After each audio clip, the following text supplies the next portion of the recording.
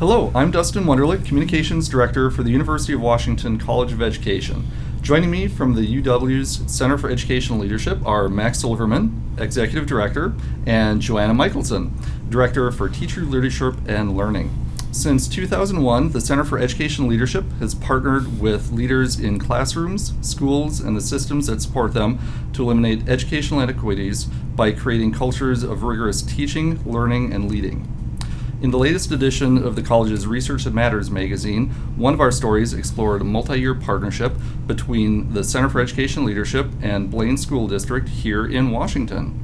So to get us started, could you give us an overview of CEL's work in Blaine these last few years and what some of the goals were? Yeah, we'd be happy to. And thanks so much for featuring our work with Blaine, because I think we both think it really exemplifies the way we aspire to work with school districts. And you know, CEL is unique for being part of a Tier 1 research university in that when we partner with school districts, I don't know what you think about this, we really start from the school district's issues of equity and problems of student learning, and then we figure out which research and practices make most sense to apply, which differs a little bit from a typical research center where they come forth with the research and see how it addresses issues in a system. And I think Blaine, Joanna, really...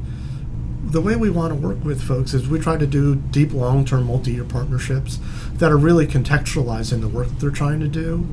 And that also is based on the ideal of we're learning as much about what we're doing as they are, and ultimately they're able to learn to lead their own work through working with us. And I don't know if you want to share more specifics about how that plays out in Blaine. Absolutely. Thanks for that introduction. Blaine really does represent how we want to work with partners. 4 years ago, they approached us, as many districts do, with a specific request around improving literacy instruction. And they actually even had a specific literacy approach in mind that they wanted their staff to learn, and they wanted our help in helping them learn it. And, rather than responding with what we might consider a solution, like, oh, we can provide that service to you, we can help your teachers learn that approach to teaching reading and writing, we really encourage them to slow down and work with us to build some shared understanding across the system of what the real strengths and needs were in terms of how students were currently learning, how teachers were currently instructing, how leaders were envisioning instructing and providing support. So we engage with them in a shared needs assessment process where we engaged a team of K-12 teachers and leaders and district leaders to really understand the current state. And what that led to was much more of a shared understanding of the problem of student learning, and then better understanding of the right approaches and why those approaches might work. And that has led into 4 years of partnership that's really evolved. And we've, as folks have learned more, we've worked with leaders on their vision for instruction. We've worked with teachers on their actual instructional practice. We've worked with coaches on how to support teacher learning. So I can say more about all of that, but that's where the work has been. Yeah. So it has really been a very in-depth partnership with the school district and making sure you're aligned with the goals of the entire district there. Exactly, and just getting everyone's voice and shared ownership of the process. So it's deeply contextualized, side by side, along the way, and it's been fun. I mean, they've been really responsive. We've learned a lot. And I think what Joanna's done so well there is, oftentimes when school districts call us, they're talking about problems that adults have about their instructional practice or trying to implement something. And I think this is a great example of getting the whole system understanding the connection between their practice and what's happening or not for students, and then figuring out what adults really need to do differently. Exactly. Yeah. So now, what are some of the results that you've seen in Blaine since you've been since you started this relationship? Absolutely. So we like to think about, in the ideal, our impact takes this through line. We work with leaders, and we work with teachers, and we really want to see the results for students. So, leaders over the years have developed a much more calibrated vision for powerful instruction in literacy, K-12. They already were using our research-based framework, the 5 dimensions of teaching and learning, and their vision has just grown tremendously in that area. The leaders know how to set conditions for teachers to learn together and collaborate with one another. They've opened classrooms at the leadership level, so they observe one another's leadership in response to teaching, which has been really amazing to see and exciting for them. The leaders also have routines that they use to collaborate with one another and with their staff as well around problems of student learning. And at the teacher level, we have seen change in teaching at the elementary, middle, and high school level. We're seeing teachers responding to students more directly instructionally and using research-based practice in their classrooms. Their collaboration has improved with one another. And for the students at the elementary level, there have been some real noticeable achievement gains. Last year, I have it written down here, 80% of students who receive special education services increased 4 reading levels, and 55% of the K-5 students who were below grade level made more than a year's worth of growth in a year last year. So we're delighted, if we can impact the students who are kind of farthest away from grade level, then we know we're really having an impact at the systems level. And we've observed increased engagement in the classrooms at the elementary, middle, and the high school. So pretty exciting work. And this year, the system is engaging students one-on-one with some interview questions, and they're tracking how their responses shift across the year. So they're paying even more attention to students. Yeah. Great. Yeah. So can you talk a bit about the leadership dispositions in Blaine and how that's helped sustain this partnership over the past 4 years? Yeah, there's a couple things that really jump to mind. I mean, we've been talking at CEL a lot about what it takes to be a courageous leader and what that really means. And I see courage across the system there in terms of really maintaining a focus on literacy instruction for 4 years. It doesn't always come easily for systems, and they've stayed strong around that focus, not getting distracted. They've been courageous in getting close to kids and observing one another's practices. That takes a lot of courage to see what might not be working and talk about it and put yourself out there. They've also been doing a much better job challenging beliefs that there might exist about students in their schools.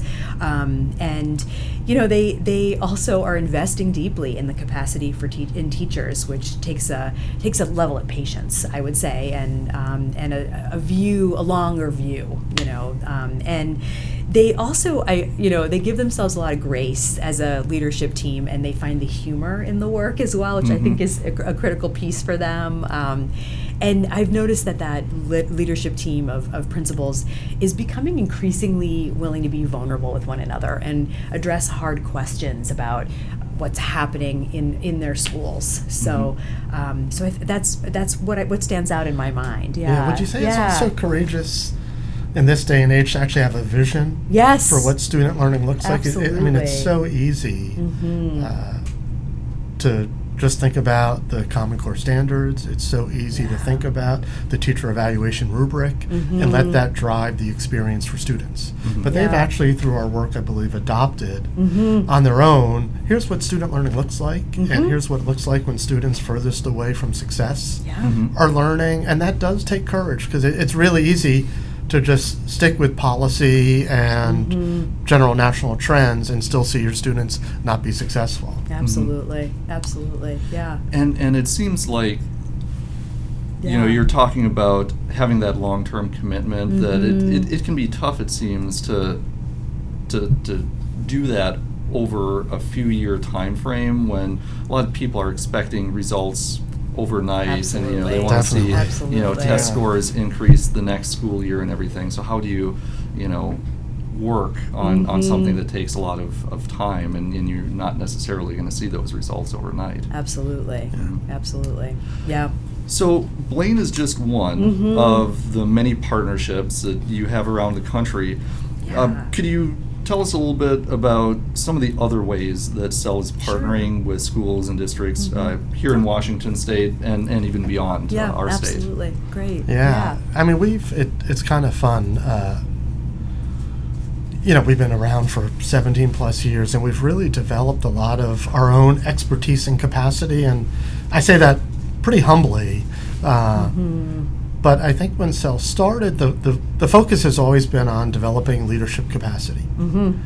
But we've also learned over time, to do that, we're going to have to figure out how we work with teachers to model how leaders work with teachers. We've also realized we're going to have to figure out how to support central office leaders, because if you just work with principals in isolation, they're not able to really grow and change in the way. So our work looks different or in different partnerships around the country, but through the capacity we have, we really now work both with, but with central office leaders on how to support principals as instructional leaders. We work directly with principals and assistant principals, growing their instructional leadership capacity. And then we do a lot of work in schools. Some of the work Joanna leads is how do we grow leaders' ability to create cultures of teacher professional learning, which is, I think, a lot of what's happening with Blaine. And then we work side by side with coaches, literacy teachers, and math teachers growing their practice. And specifically, this can look anything like we lead the National Principal Supervisor Academy with the American Association of School Administrators. So, close to 70 central office leaders from around the country come to DC 3 times a year to work with us to increase their ability to work with principals. In Florida, we lead a program called the Commissioner's Leadership Academy. We've now worked with over 600 principals on behalf of the Florida Department of Ed, and making sure that across the state of Florida, they have a consistent and calibrated vision of what principals do as instructional leaders, on down to very nuanced partnerships with specific school districts. I don't know if you want to talk a little bit about our work in Quincy, which I think is a great example of how we can really contextualize in a different way. Absolutely. I mean, one of the best things about working here is that we are always learning and evolving, and we've been working with teachers and leaders for 17 years, and we are trying to really figure out what it takes to shift the way that teaching and learning happens in a school at a larger scale. And we've had pockets of success, and we've also been learning a lot about the importance of school culture and the learning culture among teachers, and how that can be so challenging to shift. And some of this more recent work that Max is referencing is really helping school leaders, principals, assistant principals, coaches, get a deeper understanding, and then actually some practices that help shift how teachers view professional learning, so that it's not something that is done to them. It's really a process of problem solving together and getting better together on behalf of the students who they have in their classrooms. So that's some of our newer work that we've been engaging in Quincy. What's fun is one of the things that this is not original SEL thinking, but it's pretty clear across the country that students will have no different of a learning experience than teachers. And teachers will have no different of a learning experience than their leaders. So when we speak of, helping folks develop cultures of rigorous teaching, learning, and leading, what we're learning is if we really want to see schools where students are engaged in what lots of folks are calling deeper learning, where students are thinking, problem solving, owning their own work, getting to inquire into things that they're interested in and curious about, then the professional culture for teachers needs to be the same. They need to learn in ways and work in ways where they're problem solvers and thinkers, just like they want their students to be. And lo and behold, we're finding the same for principals. If principals go to professional development, here's what you have to do, go back to your building and do it, then that's what they're going to do to their teachers, and that's what they're going to do to their students. So that's a lot of our work is sort of reversing that sort of mindset that we can create these beautiful places for students, but not create beautiful, thoughtful places for the adults that work there. Now, since SEL has been around since 2001, that's coming up on 20 years soon, and I'm sure every school and district is in a little bit different place when it comes to their environment, their learning environment. But have you seen over these couple decades that more schools and districts are recognizing the importance of investing in high quality instructional leadership and the sort of work that you do? That's a great Yeah, it is a great question. question. Yeah. I mean, I think rhetorically, yes. We hear more and more. We do lots of focus groups with central office leaders and principals. Yes. And they all say, what's the job of the principal? Oh, instructional leader. And then we have them do like time studies and actually talk about like how they spend their time. Or when we talk to principals, what are you worried most about? And it's not about getting into classrooms side by side with teachers and students. It's typically more bureaucratic things. And I think there's a lot of rhetoric around deeper learning and student learning being different. But I haven't seen, except in pockets, and we're lucky we get to work in those pockets.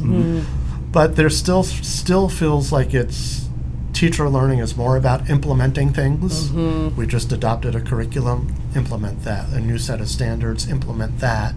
Less so than really thoughtful thinking about how do teachers need to develop and grow, and in what type of culture to really support student learning. Absolutely. I don't know if that syncs with what you're seeing. Absolutely. Right. And from my experience, I mean, teachers really want to be involved in school cultures where they're sustained by these rich conversations with their colleagues that are focused on the most important problems, which are how do we support the students in front of us every day, you know? So when we can get that kind of work going, we see the power. Yeah.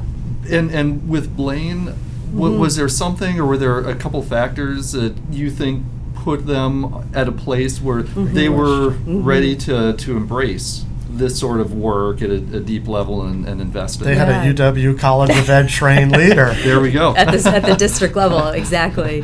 I mean, I think that is a factor, actually. I mean, the fact they have a district leader who was able to sponsor the work and see the whole system, could look across. It's a small district, although we work in all sizes of districts, but really saw the importance of engaging all the leaders in the system around the same kinds of questions, and remains out in front, of the system, helping them stay focused, both conceptually and practically. She's learned a lot about how to work with principals to help the work actually happen, to help them navigate all the demands on a principal's time. So I do think that that's a factor. I think the way we worked with them helped also create some of the readiness, because we resisted coming in and just providing the training that they'd asked for, and instead really started with this more bottom-up approach. I do think that had an impact. Yeah. Great. So there was recently a new national study exploring the impact of principal professional development that was released, and Cell was a partner in that work. Can you tell us a little bit more about the Center for Educational Leadership's involvement in this federal study? Sure. Yeah, I'd be happy to. So it's kind of a fun journey for us. We actually got involved in the study through a competition. It was an IES study, and Mathematica was the lead partner, and they actually put out an RFP for centers like Cell that do leadership professional development services. And what was cool is we were selected through a competition for one of our leadership development offerings to be put through a rigorous randomized control study. And ultimately we worked in 8 school districts that were randomly selected, and then worked with principals who were randomly selected to be part of it. So in each district, some principals got treated, for lack of a better term, got professional development, and then some did not, and they acted as the control group. And what were some of the key findings of that study? Yeah, so the findings were just released in late October, and it's really interesting. I think to get to the punchline we've been playing around with is that I think they found there's still a large knowing and doing gap for principals.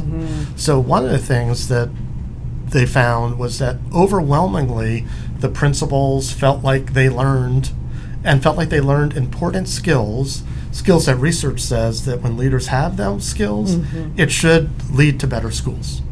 So on the one hand, we sort of proved that principals can uptake information and learn and feel like they're learning.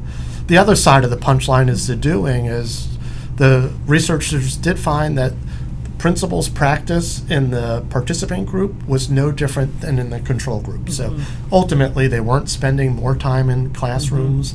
Ultimately, they weren't spending more time giving feedback to teachers. And surprisingly, to be honest, for us, is the perception of teachers was no different between the control group and the study group. So when they asked teachers questions on the quality of feedback and the quality of interaction with their principal, it pretty much was the same between the two groups. So at first glance, that might seem surprising, but were there some limitations to the study? And your perspective, like looking at it and having been involved with that for a couple of years. Yeah, I mean, what was fun for us was to be part of an actual randomized control study of our work, and as we got into the study, it became apparent that for them to get findings, there were certain conditions that had to be in place. So some of the conditions were, principals were assigned to be in the study group or not, which sort of flies in the face of adult learning theory of adults having a say in what they learn. So right there, just that's a condition that's in place. And then another condition that we think was critical and very different than what we do in Blaine is that the others in the district were sort of embargoed, for lack of a better term, from being involved in the professional learning of those principals. So at the end of the day, the principals would come to a training or get coached and go back to a supervisor who was not aware of what they learned. So without that support, encouragement, and accountability, it's really hard for somebody to go do that work. Michael Fullen, who writes a lot about change in schools, I'll botch his quote a little bit, but basically he says if you change an individual through professional development and learning and put them back in an unchanged environment or culture, the environment and culture ultimately wins. So we're really curious about that condition and how it differs and how we work in our day-to-day partnerships with the full partnership of central office and principals together. I don't know what you would. No, I think that's right, and that through line from central office through all the way through to students matters so much. Not just an isolated part of the system, and I think involving teachers in our efforts matters so much, and of course this was not a study that involved teachers by design. Something else for us to think about, and the length of the commitment, knowing what we know about how long change really takes. So and one thing that's actually tricky for us, Dustin, is how to make sense, and it's fun right now. We're actually talking to some of the researchers on it and other key people from around the region and the country to help us make sense of the findings, because we really don't want to minimize. We don't want to use the conditions to minimize. So we really are scratching our heads a bit around how do we help close that knowing and doing gap. So what do we need to be thinking about doing even more differently to make sure that when principals learn with us, to ensure a more robust at least trying on those things and implementing, because they all go back to different district conditions. Blaine is a bit of an ideal situation. And it speaks to just how complex this all is. Schools are complex organizations, from the classroom to the school level to the system level. And you were mentioning Blaine is a smaller school district. I'm sure some of the school districts in this study were much larger, more complex. And then, of course, all of the environmental factors around the schools, parents and so forth. So, I mean, I think it's when you have that opportunity to really invest over a long period of time and address all of the different facets of an organization, that is really important when you're going to improve learning and improve instruction. So, and we're really glad we have the opportunity to go through the study, because it's going to force us to learn and improve. So, so based on what you found out from this study and the experience of going through it, are there a couple recommendations that you might have for policymakers or education leaders when it comes to how do we improve instructional leadership and lead to better outcomes for our kids? Great question. Of course, very complex and no one answer. But I mean, one piece that jumps to mind is the real importance of building shared vision and taking the time to do that. Shared vision of what a principal does, shared vision of what student experiences look and sound like in the ideal, and developing that involves everybody, in the system. And I think there's sometimes a reaction of, that doesn't seem like the best use of our time and learning, and we find it's a critical piece, and it evolves over time. The more you learn, the more your vision has to shift. The more you see that's possible. I think the understanding that changing instructional practice takes time and is complex. I mean, we all know this, but something that we can't emphasize enough, and being patient with the change effort, and then really focusing on problems of student learning as the driver, and that those are named and owned by the people closest to the work, the teachers, and developing ways to help teachers surface these problems of practice that are solvable with each other, not in isolation. And the more that's where an effort begins, it's where we see the most impact. Yeah. What would you add? Yeah. I mean, one thing that would be, really helpful to the field and is the field still is not clear on how would we measure change in principal practice and attribute that to what's different in schools. And so, the IES study ultimately looked at student achievement. And while it's hard to find somebody that would say, do 2 years of PD for a principal and you will see gains in student achievement. But to some degree, that's all we have. So the more we can really figure out what are the right still figuring out what are the right treatments for principals in this case, and then thinking through the best ways to measure impact, I think would be great for the field to take up as a research agenda. And then I think policy-wise, reiterating a little bit what Joanna was talking about is, if we could look at Title II investments and state investments in leadership and really incentivize system-wide approaches. Absolutely. And really, encourage a sort of policy environment where the work looks more like it does in Blaine or in Greenville, South Carolina, where we work, where the system understands the role of the superintendent, other central office leaders, and principals, and what it looks like to really implement well. I think that would be a fun environment in which to see what changes occur. And now, as you have been doing this work for, again, nearly 20 years at the Center for Educational Leadership, how has your work changed over that 2 decades? Yeah, great question. I mean, we've always been a leadership organization. So there's some pieces that are consistent. We've always been focused on what happens for students in the classroom as a result of changes in teaching and changes in leadership that can influence the changes in teaching. This past year, we engaged in a really, I think, exciting process of refreshing our vision and mission. We've had the same vision and mission we had for the first 17 years. And it was around closing the achievement gap.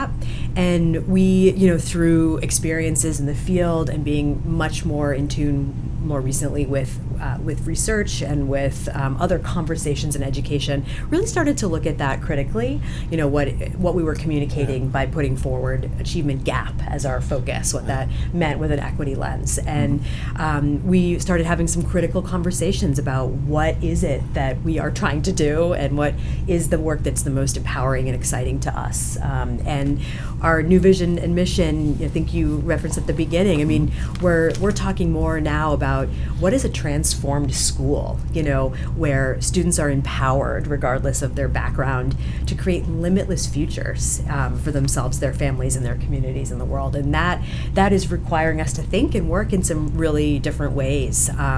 Like limitless futures, that's so different from a closed gap or a test score improvement. So it's a fun challenge it for is. us. And it's funny, we're both former clients of Cell.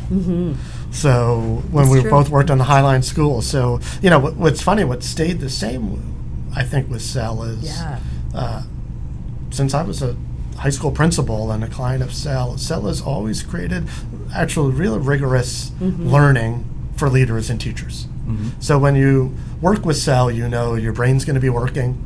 You're going to have to go back and try things. You're going to have to think about students. So that's kind of fun that's stayed the same. We've gotten much better over time at building frameworks to drive our work. So we have a 5D of teaching and learning framework that's our vision of what a really beautiful classroom looks like. We have an instructional leadership framework that says, if principals do these things, then that will support the classroom. And then we have a principal support framework that really talks about central office. So while we highly contextualize, we now have anchors and visions to bring people back to. And I think the other thing, Joanna, related to our vision and mission that's exciting is we're really taking more deeply into consideration the whole student experience. Yes. We have been kind of myopic, like what happens in the classroom. And what happens in the classroom in relation to teaching practice. And we now know through a lot of good research coming out that there's a lot that happens for students in school beyond just the pedagogical practice of an individual teacher that impacts the learning. So we're really trying to get smarter about what does a transformed school actually look like? And what does that look like for students? From the minute they walk into school till they leave, and what does that look like for the adults that work with them? And to be honest, that's making us really rethink somewhat how we're working with schools, and we're in the process of revising our key frameworks to take into account how the field is thinking about equity, social emotional learning, culturally relevant pedagogy, culturally relevant leadership. So we're sort of, I think, in an exciting time that the vision and mission is being a catalyst to get us really thinking in new ways, which is fun for us and I think fun for our partners. So as you've been doing that work on your mission and vision over this past year about, I think you said you've been working on it. Yes. Kind of looking ahead to the next few years. Where do you think some of your work is going? What are some of the things you're looking forward to working on over these next few years? Yeah, great. Yeah, that's great. If there's any funders that are listening to this, I think we're really ready to think about this notion of a transformed school. Yeah. And to be honest, a transformed school for us is not necessarily a new school or an school of innovation, because most students go to traditional school district schools. A transformed school for us is a school that is in a school system or part of a charter management organization that's ready to take on this sort of charge of changing on behalf of students. And I think over the next 3 to 5 years, we're going to be more ready than ever to take on, side by side with school systems and leaders, what it means to transform their school from a vision of what happens for students inside and outside the classroom, and those visions of what the adult life needs to look like. And I think with the revision of our framework, the work that Joanna's leading and Quincy to really get at adult learning culture, one fun project that our colleague Jen McDermott is leading right now is she's been doing focus groups with students so we can build a student experience framework from what students are telling us needs to happen in schools. And I think that's the sort of thing that's just going to drive more change for us. So I wouldn't say we were solely focused on the pedagogy, teacher-student interaction, leader-student interaction. But we're definitely going to broaden that to really think about, one thing we'll be talking more about is less about instructional leadership and more about courageous leadership, which is broader than just the work a leader does with teachers. So it should be exciting times. Great.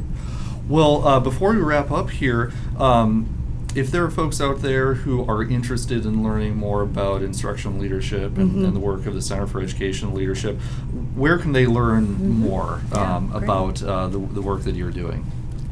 Yeah. I mean, the easiest place, I wish I had a little placard with our website, but they can go to the College of Ed website and link to us, or go directly to www.k-12leadership.org. And on our website we have lots of free materials. Our frameworks are free to download. We have plenty of webinars and blog posts about our work.